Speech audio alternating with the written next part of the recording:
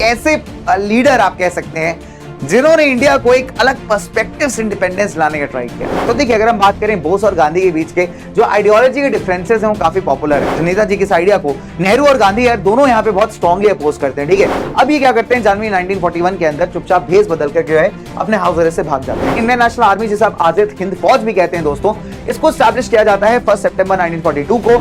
In fact अगर आप देखोगे तो इन अपराइजिंग्स ने ब्रिटिश रूल को बिल्कुल हिला करके रख दिया। राइट, क्या हाल चाल, कैसे सभी बच्चे? उम्मीद है बहुत अच्छे होंगे, बहुत बढ़िया होंगे दोस्तों, और उम्मीद है इस माइंड मैप सीरीज का काफी बेनिफिट ले रहे होंगे। स्वागत है आप सभी का वापस से आपके प्यारे प्लेटफॉर्म आईसीएसई वाला के ऊपर और आपके अपने बेहतरीन प्लेटफॉर्म यानी पीडब्ल्यू के ऊपर। बच्चों, मेरा नाम है कुणाल। आई गेस अब तक तो शायद हमारी मुलाकात काफी बार हो चुकी है। तो दोस्तों देखिए, ऐसा है कि आपको एक स्पेशल बात बताता हूं मैं। ठीक है, स्पेशल ये है कि वापस से मैं आपके लिए हिस्ट्री का एक और टॉपिक लेकर के आऊं, बिकॉज हिस्ट्री में चैप्टर्स बहुत ज्यादा हैं यार दोस्त। और दूसरी बात यह है दोस्तों कि आज हम जिनकी बात करने जा रहे हैं उनका नाम शायद हम इतिहास के पन्नों में बहुत कम बार पढ़ते हैं। प्यार से हम उन्हें कई बार नेताजी कहते हैं। जी हाँ, मैं बात कर रहा हूं बेटा सुभाष चंद्र बोस जी की, नेताजी, है ना। मतलब एक ऐसे लीडर आप कह सकते हैं जिन्होंने इंडिया को एक अलग पर्सपेक्टिव से इंडिपेंडेंस लाने का ट्राई किया। अब दुख की बात यह है कि बहुत सारे ऐसे लोग थे उस जमाने में हमारे खुद के कंट्री में जो उनके मेथड्स को अपोज करते गए। बहुत सारे ऐसे लोग थे जिन्होंने सपोर्ट भी किया। ये कह सकते हैं कि नेताजी का जो कंट्रीब्यूशन है बेटा वो बहुत इमेंस है, बहुत ज्यादा बड़ा है। कई बार हम किताबों के अंदर इनको पढ़ते नहीं है, लेकिन again we are very fortunate कि आज एक ऐसा टॉपिक है जहां पे हम जानेंगे कि नेताजी का कंट्रीब्यूशन क्या था, या उन क्रांतिकारियों का कंट्रीब्यूशन क्या था जिन्होंने यहां पे भारत को आजादी दिलाने का ट्राई किया था। तो आइए जल्दी से फटाफट से स्टार्ट करते हैं हमारा आज का सेशन, यानी हमारा आज का टॉपिक, यानी माइंड मैप का एक जबरदस्त टॉपिक, यानी फॉरवर्ड ब्लॉक और आईएनए। चलिए दोस्तों, और जैसे मैंने आपसे कहा था कि अगली बार मैं ट्राई करूंगा उन बच्चों का नाम लेकर के आने के लिए जो लगातार बहुत अच्छे आंसर्स करते हैं हमारे कमेंट सेक्शन के अंदर। एंड हमारा स्पेशल डॉगेश शाउट आउट उन सभी बच्चों को मिलने वाला है यार। तो बच्चे हमारे बड़े अच्छे अच्छे यहाँ पे Tanishka Srivastava, Anu Maurya, Trivo gaming, Anand Mishra, Shiv Prasad, we have with us. Okay, तो बहुत सारे प्यारे प्यारे बच्चे हैं जिन्होंने बहुत प्यारे प्यारे आंसर्स दिए यार, एंड दैट्स रियली नाइस। तो मैंने क्वेश्चन पूछा था आपसे बच्चों लास्ट क्लास के अंदर और आप बच्चों ने काफी बढ़िया बढ़िया इसके आंसर्स दिए। तो कंग्रेचुलेशंस, कुडोज यार, वेल डन बच्चों, बहुत अच्छा आप बच्चों ने किया है। चलिए फिलहाल हम लोग आगे बढ़ते हैं और ऐसे यार अगले माइंड मैप्स के अंदर मैं ट्राई करूंगा कि बच्चों के नाम और लेकर के आ जाए, और साथ ही साथ डॉगेश शाउट आउट आपको बहुत बढ़िया मिले। डॉगेश शाउट आउट को पता है ना, ये अपना प्यारा दोस्त, आप जानते हैं भैया अपने डॉगेश भैया, और ये आपको देते हुए बहुत मस्त मस्त डांस करते हुए शाउट आउट। ठीक है, चले तो लेट्स मूव ऑन फर्दर, आगे बात करते हैं फटाफट से। तो देखिए दोस्तों, ऐसा है, कहानी स्टार्ट होती है हमारे सुभाष चंद्र बोस जी से। ठीक है, तो सुभाष चंद्र बोस आप कह सकते हैं हमारे आज की पूरी कहानी की हीरो है ना, he is the real hero. In fact अगर हम बात करें बच्चों, तो सुभाष चंद्र बोस जी की अगर हम बात करें बेटा, तो इनका जन्म हुआ था 23 जनवरी 1897 में एक बंगाली परिवार के अंदर। After completing the early education इन्होंने प्रेसिडेंसी कॉलेज को ज्वाइन किया जो कि आपका कोलकाता में है। फिर ये इंग्लैंड चले गए अपने हायर स्टडीज के लिए। इसके बाद अगर आप देखोगे सिविल सर्विसेज का एग्जाम इन्होंने पास किया 1920 के अंदर। उसके बाद कुछ टाइम के बाद इन्होंने रिजिग्नेशन दे दिया बिकॉज ये भारत के नेशनल मूवमेंट को ज्वाइन करना चाहते थे। तीसरी सबसे इंपॉर्टेंट बात कि एक एसर्टिव नेशनलिस्ट है, कहने का मतलब है इनका जो तरीका है यहाँ पे फाइट करने का इंडिपेंडेंस के लिए थोड़ा अग्रेसिव है। ठीक है, ऑब्वियस सी बात अगर आप देखोगे थोड़ा सा पैसिव तरीके से इंडिपेंडेंस की फाइट लड़ना नहीं चाहते थे। एंड सबसे इंपॉर्टेंट अगर आप देखोगे सिर्फ 24 की एज में उन्होंने पॉलिटिक्स के अंदर एंटर कर लिया था। सबसे इंपॉर्टेंट बात, ये एक बहुत बड़े सपोर्टर तो नहीं थे गांधीयन आइडियोलॉजी की, लेकिन फिर भी एक सच्चे देशभक्त जरूर थे। तो इनफैक्ट आप देखोगे जब गांधी नॉन कॉपरेशन लॉन्च करते हैं तो बड़ा नॉन कॉपरेशन मूवमेंट के अंदर इन्होंने पार्टिसिपेशन किया था। Right, so he was a true patriot, सच्चे देशभक्त जिनको कहा जाता है। राइट, चले अब सवाल उठता है कि यार किस तरीके से आईएनए फॉर्म हुआ, इंडियन नेशनल आर्मी जिसे आप कहते हैं, आजाद हिंद फौज कैसे फॉर्म होती है आपकी, है ना। और साथ ही साथ अगर बात करें political career of Subhash Chandra Bose, तो वो किस तरीके से अनफोल्ड होता है। तो देखिए, अगर हम बात करें बोस और गांधी के बीच के जो आइडियोलॉजी के डिफरेंसेस हैं वो काफी पॉपुलर हैं। ठीक है, उसके कई सारे कारण भी हैं। इनफैक्ट सुभाष चंद्र बोस की अगर हम बात करें बेटा, तो ये प्रेसिडेंट इलेक्ट हुए थे आपके इंडियन नेशनल कांग्रेस के अंदर ईयर 1938। दोबारा से उन्होंने प्रेसिडेंटशिप के लिए अपना दावा पेश किया पार्टी के अंदर। ठीक है, गांधी इस टाइम पे अगर आप देखोगे तो ये सपोर्ट कर रहे थे पट्टाभी सीतारामैया को फॉर द प्रेसिडेंट पोजीशन।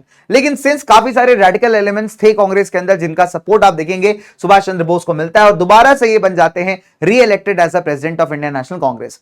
अब इनके गांधी के साथ आइडियोलॉजिकल डिफरेंसेस बेटा कंटिन्यू करते रहते हैं और फाइनली रिजाइन दे देते हैं पार्टी की प्रेसिडेंटशिप से इन अप्रैल 1939। और उसके बाद अगर आप देखोगे तो इनके जो डिफरेंसेस थे गांधी के साथ वो मेनली कुछ कारणों की वजह से थे। क्या कारण थे? नंबर 1, पहला अगर आप देखोगे जो हमारे सुभाष चंद्र बोस है बेटा, ये सोशलिज्म की, समाजवाद की फिलोसफी बिलोव करते हैं एंड रेडिकल आइडियाज है। इनका सिंपल है कि अगर आपको आजादी चाहिए, आप भीख मांग के आजादी आपको नहीं मिलेगी, आपको उसके लिए फाइट करना पड़ेगा। You have to fight a battle, ठीक है, with the British. Now Gandhi की अगर हम बात करें तो गांधी का आइडियोलॉजी बहुत क्लियर था, यानी नॉन वायलेंट तरीके से सत्याग्रह करते हुए हमको आजादी चाहिए, खून खराबा हमें नहीं चाहिए। बोस का बिलीव था यार कि फ्रीडम को आप तब तक गेन नहीं कर सकते जब तक आप यहाँ पे भारत, एक तरीके से आप कह सकते हो, किसी फॉरेन कंट्री की मदद यहां पे नहीं लेता। तो बिना किसी फॉरेन कंट्री के सपोर्ट के, बिना किसी फॉरेन पावर के सपोर्ट के आप यहां पे ब्रिटिशर्स को डिफीट नहीं कर पाओगे। अगर आप देखोगे तो ब्रिटेन एंड जर्मनी के बीच बड़ा तगड़ा युद्ध चल रहा था वर्ल्ड वॉर 2 के अंदर, और यहां पे बोस को लगता है यार कि बहुत अच्छी अपॉर्चुनिटी है कि इंडिया जो है यहां पे जर्मनी की मदद से यहां पे एक इंडिपेंडेंस को अचीव कर पाए। अब यहां पे अगर आप बोस के आइडिया को देखेंगे तो बोस किस आइडिया को, नेताजी किस आइडिया को नेहरू और गांधी यार दोनों यहां पे बहुत स्ट्रांगली अपोज करते हैं, ठीक है। तो वेरी सिंपल। अब अगर आप देखोगे इन रीजंस के चलते क्या होता है कि कांग्रेस को लीव कर देते हैं और इनफैक्ट ये अपनी नई पार्टी बनाते हैं जिसका नाम था फॉरवर्ड ब्लॉक। ये बनती है मई 1939 के अंदर। तो बोस का मानना है कि अगर आपको इंडिया को आजाद कराना है, इंडिपेंडेंट कराना, तो आपको थर्ड नेशन की जरूरत लगेगी। और ब्रिटेन और जर्मनी के बीच में युद्ध चल रहा है, एक अच्छी अपॉर्चुनिटी यहां पे जर्मनी का साथ लेते हुए ब्रिटेन को भारत से डिस्प्लेस करने की और इंडिया को इंडिपेंडेंट कराने की। हालांकि इस आइडियोलॉजी के सपोर्ट में गांधी और नेहरू दोनों ही यहां पे आपको नहीं दिखाई देते हैं। चलिए आगे बात करते हैं इसके बारे में। नाउ अब अगर आप देखें तो इसी वजह से आप देखोगे कि बोस, जो सुभाष चंद्र बोस जी हैं बेटा, वो अपनी अलग पॉलिटिकल पार्टी बनाते हैं, इसका नाम रखा जाता है फॉरवर्ड ब्लॉक। अब फॉरवर्ड ब्लॉक के एम्स एंड ऑब्जेक्टिव्स क्या आते हैं, लेट्स टॉक अबाउट दैट। तो बोस ने यहाँ पे बेटा फॉरवर्ड ब्लॉक फॉर्म किया, ये अनाउंस किया कि पार्टी जो है बेटा कांग्रेस के अंदर रहकर काम करेगी, ठीक है। सो इनफैक्ट कांग्रेस की जो वर्किंग कमेटी थी, उन्होंने, अगर आप देखोगे तो एक रेजोल्यूशन पास किया था जिसके द्वारा जो बोस साहब थे हमारे, है ना, नेताजी सुभाष चंद्र बोस, तो he was disqualified to be a member of any Congress committee for next 3 years। तो बोस का कहना था कि भाई हम कांग्रेस के फ्रेमवर्क के अंदर रहकर के ही काम करना चाहते हैं। हालांकि जो कांग्रेस कमेटी थी इस बात पे अग्री नहीं करती है, इनफैक्ट उनको अगले 3 सालों के लिए बैन कर देती है किसी भी कांग्रेस संगठन का पार्ट होने से। नाउ अब इसका जो इमीडिएट ऑब्जेक्टिव बना फॉरवर्ड ब्लॉक का, वो यही था कि भारत को फ्री कराना है with the help and support of workers हो गए, पीजेंट्स हो गए, यूथ हो गए एंड बाकी जितने भी अपने रेडिकल ऑर्गेनाइजेशंस या फिर रेवोल्यूशनरी ऑर्गेनाइजेशंस हैं, ठीक है। Very very simple, right. चलो नाउ अब यहां पे एक स्ट्रेस डाला गया, यहां पे इस बात पे बहुत ज्यादा फोकस किया गया कि इंडिपेंडेंस अचीव करने के बाद हम क्या करेंगे। जो पार्टी है बेटा यहां पे एक समाजवादी सोसाइटी, सोशलिस्ट सोसाइटी को स्टैब्लिश करने का देश के अंदर ट्राई करेगी, ठीक है। बहुत सिंपल सी बात है, बाय अडॉप्टिंग फॉलोइंग मेजर्स। कैसे बनाएगी भारत को एक सोशलिस्ट स्टेट, जमींदारी सिस्टम को खत्म करके, साथ ही साथ आप देखोगे जो राइट टू वर्क है वो फंडामेंटल सिटीजन का राइट बनाना, मतलब हर एक इंसान को काम देना, रोजगार देना यहां पे, ठीक है। इसके अलावा अगर आप देखोगे जितने भी मेडिकल बेनिफिट्स हैं, इकोनॉमिक बेनिफिट्स हैं, ये वर्कर्स को यहां पे देना, ठीक है। एंड साथ ही साथ ये जो आपका पूरा सिस्टम होगा that will be based on a new credit system. तो यहां पे कुल मिला के आप ये कह रहे हो कि यहां पे बोस का जो आइडियोलॉजी है वो ये कहता है कि एक बार अगर हम आजाद हो गए तो हम यहां पे लोगों को, वर्कर्स को यहां पे काफी ज्यादा आप कह सकते हो क्रेडिट देंगे, वर्कर्स को काफी ज्यादा सपोर्ट करेंगे और गवर्नमेंट कंट्रोल चीजें रखेंगे, ठीक है। बिकॉज समाजवादी आइडियोलॉजी अगर आप देखेंगे, सोशलिस्ट आइडियोलॉजी, तो यहां पे गवर्नमेंट के हाथ में पावर ज्यादा देती है और गवर्नमेंट को बोलती है कि आप लोगों की जरूरतों के हिसाब से, उनके नीड्स के हिसाब से लोगों के साथ डिस्ट्रीब्यूशन करिए रिसोर्सेज का, ठीक है।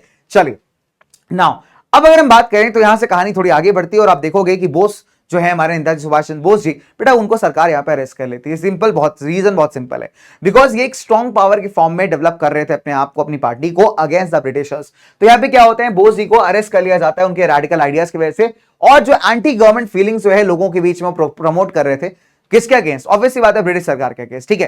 तो यहां ब्रिटिश सरकार के लिए वो एंटी गवर्नमेंट फीलिंग्स हैं, ठीक है, लेकिन ऑब्वियसली बात है वो सही फीलिंग्स है, बिकॉज ब्रिटिशर्स आउटसाइडर्स है जो हमारे देश में कब्जा करके बैठे हुए हैं, और बोस यहां पे लोगों को मोटिवेट कर रहे हैं कि बेटा हमको इनको निकाल के बाहर फेंक देना है, ठीक है। और इसी बात से ब्रिटिश सरकार चढ़ी आती है और इनको क्या कर लेती है, अरेस्ट कर लेती है, राइट। अब प्रिजन में कुछ टाइम रहने के बाद ये क्या करते हैं, भूख हड़ताल पे चले जाते हैं। अब भूख हड़ताल पे जाने के बाद क्या होता है, 7वें दिन जो है बेटा इनको सरकार रिलीज कर देती है, ठीक है। एंड उसके बाद इनको हाउस अरेस्ट में रख देती कोलकाता के अंदर। हाउस अरेस्ट का मतलब होता है कि आप अपने घर में ही रहोगे लेकिन घर से बाहर नहीं निकल सकते, बाहर आपकी सिक्योरिटी फोर्सेस लगी होंगी जो आपको निकलने नहीं देंगी। अब ये क्या करते हैं, जनवरी 1941 के अंदर चुपचाप भेस बदल कर जो है अपने हाउस अरेस्ट से भाग जाते हैं, ठीक है। और उसके बाद ये इंडियन बॉर्डर को क्रॉस करते हैं, साथ ही साथ रशिया पहुंचते हैं अफगानिस्तान के रूट से, ठीक है। फिर वहां से अगर आप देखोगे बेटा तो ये चले जाते हैं मॉस्को से बर्लिन। बर्लिन कहां है आपका, जर्मनी के अंदर, मार्च 1941 में। बर्लिन में इनकी मुलाकात होती है एडोल्फ हिटलर से, जिससे ये बोलते हैं कि बेटा हम ये कहते हैं कि एडोल्फ हिटलर से कि हमको आपका सपोर्ट चाहिए यहाँ पे इंडिया को ब्रिटिश रूल से फ्री कराने में। अब अगर आप देखोगे तो जर्मनी उस टाइम पे, ऑब्वियसली बात है, ब्रिटेन और जर्मनी दुश्मन थे और दोनों ऑपोजिट पार्टीज में लड़ाई कर रहे थे। तो यहां पे अगर आप देखोगे तो बोस जाते हैं एडोल्फ हिटलर के पास उनका सपोर्ट मांगने के लिए कि आप ब्रिटिशर्स को हराइए और हमको फ्री करिए यहाँ पे, राइट। चलिए नाउ अब बर्लिन से अगर आप देखोगे बेटा तो अपना एक प्रोपोगंडा चलाने लगे, मतलब प्रोपोगंडा मतलब स्पेसिफिक ऑब्जेक्टिव को अचीव करने के लिए चलाई गई पब्लिसिटी स्टंट्स, ठीक है, आप ऐसा समझ सकते हो। तो यहाँ पे उनका बहुत ही पॉजिटिव मतलब था, ये इंडिया को आजाद चलाना चाहते थे, इस वजह से इन्होंने कई सारे ऑर्गेनाइजेशंस आप देखोगे सेटअप करने यहाँ पे स्टार्ट किए, ठीक है। जैसे for example free India centre setup किया गया बर्लिन के अंदर, है ना, इन नवंबर 1941। इसके बाद अगर आप देखोगे दोस्तों यहाँ पे एडिटर इन चीफ बन गए किसके, एक इंग्लिश मंथली पेपर आता था आजाद हिंद करके उसके, ठीक है। एंड साथ ही साथ इन्होंने फ्री इंडिया सेंटर बनाया था रोम के अंदर। रोम कहां है बेटा, इटली साइड पे, ठीक है। चलिए, तो ऐसे कई सारे ऑर्गेनाइजेशंस आप देखोगे बोस यहाँ पे क्रिएट करते हैं for the purpose of getting India free. अब साउथ ईस्ट एशिया में अगर आप देखेंगे सेकंड वर्ल्ड वॉर के अंदर जो जापानीज ट्रूप्स है यानी जापानीज आर्मी थी, उसने कई सारे ब्रिटिश कॉलोनीज को यहाँ पे सिंगापुर के, मलाया, म्यांमार के कैप्चर कर लिया था, मतलब अपने कब्जे में ले लिया था।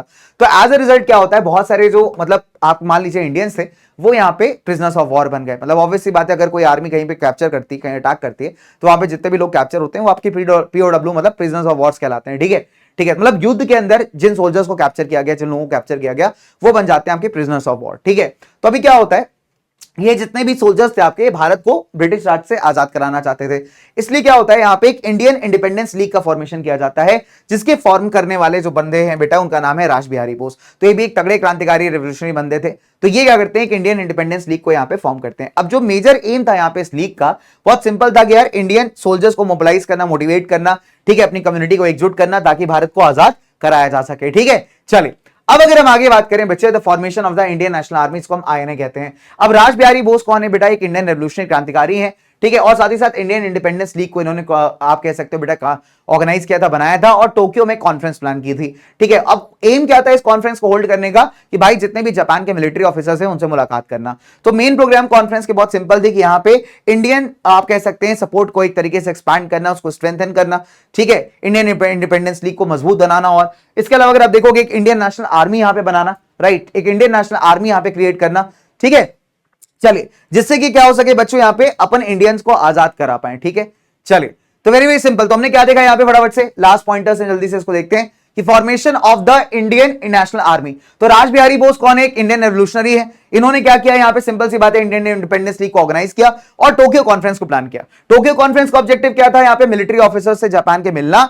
तीसरी इंपॉर्टेंट बात, मेन प्रोग्राम थे कॉन्फ्रेंस की, क्या किया, एक्सपैंड और स्ट्रेंथन करना इंडियन इंडिपेंडेंस लीग को, एंड साथ ही साथ आईएनए यानी इंडियन नेशनल आर्मी को फॉर्म करना, राइट। चलिए, एंड साथ ही साथ एक कॉन्फ्रेंस होल्ड करना with the representatives of Indians at Bangkok in June 1942। इसके बाद अगर आप देखोगे दोस्तों तो बैंकॉक कॉन्फ्रेंस के अंदर क्या होता है, बहुत सिंपल है कि बैंकॉक कॉन्फ्रेंस आपकी होती है 15 से 23 जून 2042 को, एंड जिसको अटेंड करते हैं यहाँ पे मोर देन 150 इंडियन डेलीगेट्स, ठीक है। कहां से, Malaya, Singapore, Burma, Thailand, Hong Kong, Manila और आपके जावा से। अच्छा, अब अगर आप देखोगे इंडियन नेशनल आर्मी जिसे आप आजाद हिंद फौज भी कहते हैं दोस्तों, इसको स्टैब्लिश किया जाता है 1 सितंबर 1942 को, और जो कैप्टन मोहन सिंह है बेटा इनको यहां पे डिक्लेयर किया जाता है as its commander in chief. जो डेलीगेट्स हैं बेटा यहाँ पे जो कॉन्फ्रेंस के अंदर आए थे, इन्होंने सुभाष चंद्र बोस को भी यहाँ पे इनवाइट किया था और ये कहा था कि आप जो है इस मूवमेंट को लीड करिए इंडिया को फ्री करवाने के लिए, राइट। बोस ने यहाँ पे इन्विटेशन को एक्सेप्ट किया, सिंगापुर रीच किया 1943 में, एंड यहां से आईएनए यानी इंडियन नेशनल आर्मी का लीडरशिप ओवरटेक कर लिया, ठीक है। चलिए, अब आईएनए में बहुत सारे सोल्जर्स थे बेटा जिनको पहले अगर आप देखोगे जापानीज फोर्सेस ने यहाँ पे कैप्चर कर लिया था म्यांमार, मलाया, सिंगापुर के अंदर, ठीक है। कुछ अगर आप देखोगे कुछ फेमस जो बैटल क्राइज बोस ने यहाँ पे दिए हैं बेटा, वो ये था कि तुम मुझे खून दो मैं तुम्हें आजादी दूंगा, give me blood I will give you freedom, ठीक है। इसके अलावा दिल्ली चलो, एक वुमेन विंग भी था आपका आईएनए का जो सेटअप किया गया था आफ्टर द नेम ऑफ रानी लक्ष्मीबाई, ठीक है, एंड इस विंग को लीड कर रही थी that is doctor Lakshmi Swaminathan. Subhash Chandra Bose ने इनफैक्ट अगर आप देखोगे प्रोविजनल या टेम्परेरी सरकार भी यहाँ पे बनाई थी सिंगापुर के अंदर 1943 में, और इस सरकार को अगर आप देखोगे तो कई सारे नेशंस ने यहाँ पे सपोर्ट किया था, जैसे जर्मनी, इटली, जापान, म्यांमार, ठीक है। चलिए, अब जो प्रोविजनल गवर्नमेंट थी यहाँ पे फ्री इंडिया की जो सिंगापुर में बनाई गई थी बेटा, इसको पहली टेरिटरीज अपनी कब मिली, जब इन्होंने जापान ने यहाँ पे अंडमान एंड निकोबार आइलैंड्स इनके हवाले कर दिया, ठीक है। चलिए, अब अगर आप देखेंगे ऑब्जेक्टिव्स बहुत क्लियर थे यहाँ पे कि यार ब्रिटिश आर्मी के अगेंस्ट यहाँ पे मॉडर्न वेपन्स के थ्रू लड़ना, इंडियंस को ऑर्गेनाइज करना, जो बाहर इंडियंस रहते हैं उनको ऑर्गेनाइज करना, उनको मोटिवेट करना कि देश की आजादी में कंट्रीब्यूट करें, प्रोविजनल सरकार जो फ्री इंडिया की बनाई गई थी उसको ऑर्गेनाइज करना, उसको बढ़ाना है यहाँ पे, ठीक है। मैन पावर एंड मनी यहाँ पे लेकर के आना, लोग लेकर के आना, पैसा लेकर के आना वॉर लड़ने के लिए against the British empire, and motto बहुत क्लियर था that is unity, faith and sacrifice, ठीक है। चलिए, अब विक्ट्रीज की अगर हम बात करें तो अगर हम देखेंगे तो आईएनए इंडियन नेशनल आर्मी ने जापानीज आर्मी के साथ मिल करके साउथ एशिया में काफी सारे टेरिटरीज में आप देखोगे कैप्चर किया। फॉर एग्जांपल मोदोक हो गया, चित्तागोंग यानी बांग्लादेश के पास एक जगह है, फिर कोहिमा इन्होंने कैप्चर किया, इंफाल ये लोग पहुंच गए। फिर अगर आप देखोगे जब आईएनए बिल्कुल इंफाल के पास थी तब जापानीज ट्रूप्स क्या होती हैं बेटा, यहाँ पे विड्रॉ कर लेती हैं बॉर्डर से, बिकॉज इनका एक कन्फ्रंटेशन की लड़ाई चल रही थी यहाँ पे पैसिफिक ओशन में अमेरिकन के साथ, तो ट्रूप्स को वहां जाना पड़ता है। अब इसके अलावा अगर आप देखोगे तो बहुत ज्यादा बारिश हो रही होती है, जिसकी वजह से जो है आईएनए यहाँ पे इंफाल को कैप्चर नहीं कर पाती। फिर आईएनए जो है वापस बर्मा चली जाती है एंड वहां से अगर आप देखोगे तो अगले 1 साल तक अपना होल्ड मेंटेन रखती है। फिर मई 1945 के अंदर क्या होता है, बर्मा को ब्रिटिश फोर्सेस रिकैप्चर कर लेते हैं एंड जो इंडियन नेशनल आर्मी की ट्रूप्स हैं बेटा यहाँ पे थोड़ी सी डिफीट हो जाती है, ठीक है। इसके अलावा जो Japanese forces second world war में जब हिरोशिमा नागासाकी वाला केस हुआ तब वो लोग हार गए ना, उसके बाद से अगर देखोगे तो आईएनए भी हमारी कमजोर पड़ जाती है, राइट। तो आईएनए बिल्कुल डिफीटेड है। सुभाष चंद्र बोस को आप देखेंगे तो बेटा कई सारी कंट्रोवर्सीज हैं। सुभाष चंद्र बोस एक प्लेन में जा रहे थे और उस प्लेन का क्रैश हो जाता है जब वो टोक्यो जा रहे थे। अब ये कितनी सच बात है कितनी गलत बात है, जिसके अगेंस्ट बहुत सारी कंट्रोवर्सीज हैं and this is how the INA comes to end, मतलब ऑलमोस्ट आप कह सकते हो, राइट। चलिए अब the last point is that is objectives बहुत क्लियर है। अगर आप देखेंगे तो आईएनए के साथ चीजें बहुत क्लियर हैं कि इसने क्या क्या अचीव किया एक तरीके से। तो आईएनए ने ब्रिटिश इंडिया को एक टफ फाइट दिया। देखिए सबसे इंपॉर्टेंट बात क्या है, ये इंडिया के मोस्टली बॉर्डर एरियाज को कैप्चर भी कर रही थी। साथ ही साथ आप देखोगे जो क्लांग का स्ट्रॉन्ग मिलिट्री पोस्ट था उसको भी इसने कैप्चर किया। साथ ही साथ आप देखेंगे ओखराल कोहिमा के इलाकों को भी कैप्चर किया। हालांकि आईएनए यहां पे सक्सीड तो नहीं हो पाई भारत को फ्री करवाने में, लेकिन फिर भी इसका जो इंपैक्ट है बहुत तगड़ा है, बहुत इमेंस है। इनफैक्ट आईएनए ने क्या है दोस्तों यहाँ पे बहुत ज्यादा इंस्पायर किया armed forces of the country को, है ना। कई सारे इलाकों में आप देखो जो ब्रिटिश के अंदर काम कर रहे थे इंडियंस, उन्होंने यहाँ पे रिवॉल्ट करना स्टार्ट कर दिया, जैसे कोलकाता, चेन्नई, कराची वगैरह के अंदर, है ना। मुंबई में जो नेवी वाला पार्ट है उसने काफी अपोज किया। तो इनफैक्ट अगर आप देखोगे तो इन अपराइजिंग्स ने ब्रिटिश रूल को बिल्कुल हिला करके रख दिया, राइट। तो जो हीरोइक डीड्स से सैक्रिफाइसेस थे सोल्जर्स ऑफ आईएनए के, उन्होंने एक तरीके का नया पॉलिटिकल अवेयरनेस ला दिया भारतीयों के अंदर एंड ब्रिटिश को भी ये समझ में आ गया कि अब इंडियंस को आप ज्यादा टाइम तक यहां पे रोक करके नहीं ले पाओगे, ठीक है। चलिए so the question is very simple, this is how the INA unfolded, ठीक है। तो ये कुछ कहानी थी हमारे आईएनए के बारे में, एक क्विक रिकॉल था। तो जो बच्चे ऑलरेडी टॉपिक पढ़ चुके हैं उनके लिए एक छोटा सा प्यारा सा रिकॉल था दोस्तों। और एक छोटा सा क्वेश्चन है आप सभी बच्चों के लिए एंड क्वेश्चन ये है कि आपको ये बताना है कि founder of Indian independence league कौन थे, ठीक है। तो founder of Indian independence league,